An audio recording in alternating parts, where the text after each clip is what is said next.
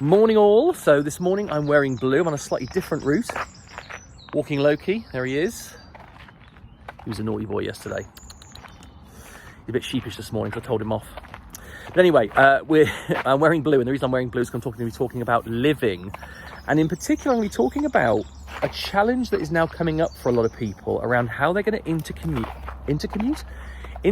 the commute back into our working days as we start to return to work. Some of you already may have done this. And I think there's a way that you can use blue behaviour to achieve that. But before we talk about that, let's just talk about the colours very briefly. It's got the 3 green behaviours: thinking, communicating and improving.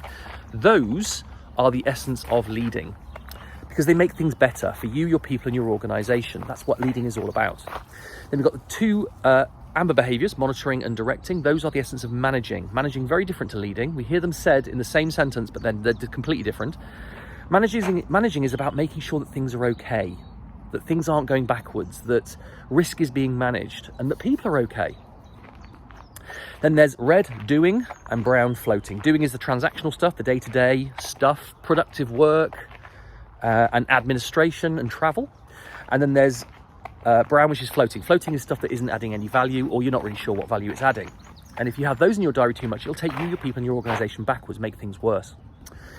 But then there's blue, and blue is about living. Living is about recharge, about making sure that you are best placed to work when you do work.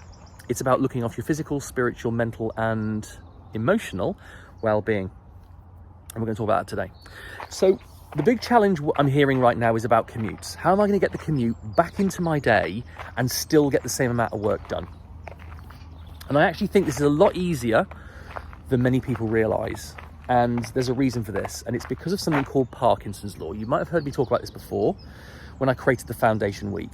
So the Foundation Week was something I created at the beginning of lockdown because I found I was getting burnt out, but it has multiple applications.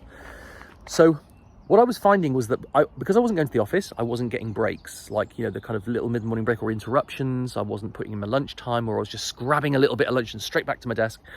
And I thought, this isn't working for me. I need to find a way of making sure that I get the breaks that I need to make me more effective when I work.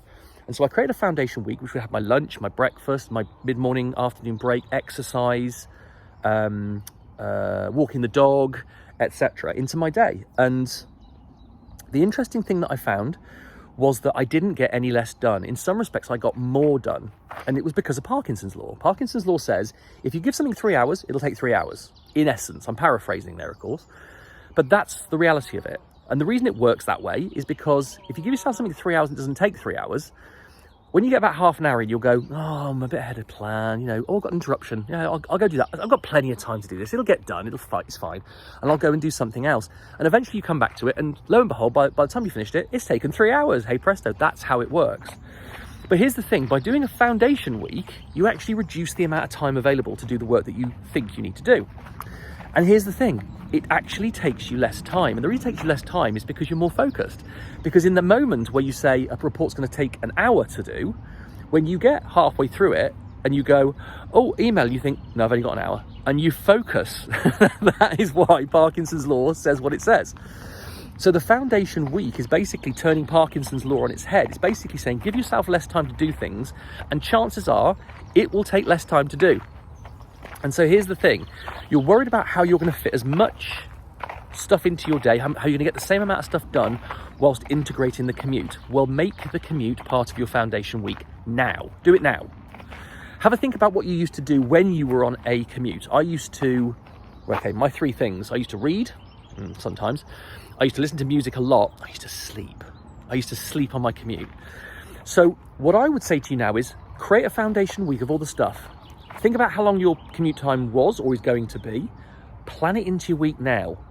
And whatever you want to do during that thing, do it. It could be reading, it could be listening to music, it could be exercise. Do you know what? It could even be watching rubbish 80s, well, they're not rubbish, they're great.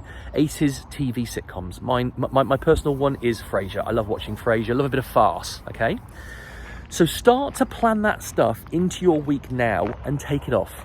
Don't start work until you've done it. And you'll find you'll have less time to do work, but you'll get more done. And you'll also get some mental recharge, you get some rest. And when your commute comes along, guess what? You're already doing it. Problem will be solved. That's all I have to say on this. Goodbye from me, and it's goodbye from Loki. in lovely Tetbury. In the meantime, have a great day. Have a great week.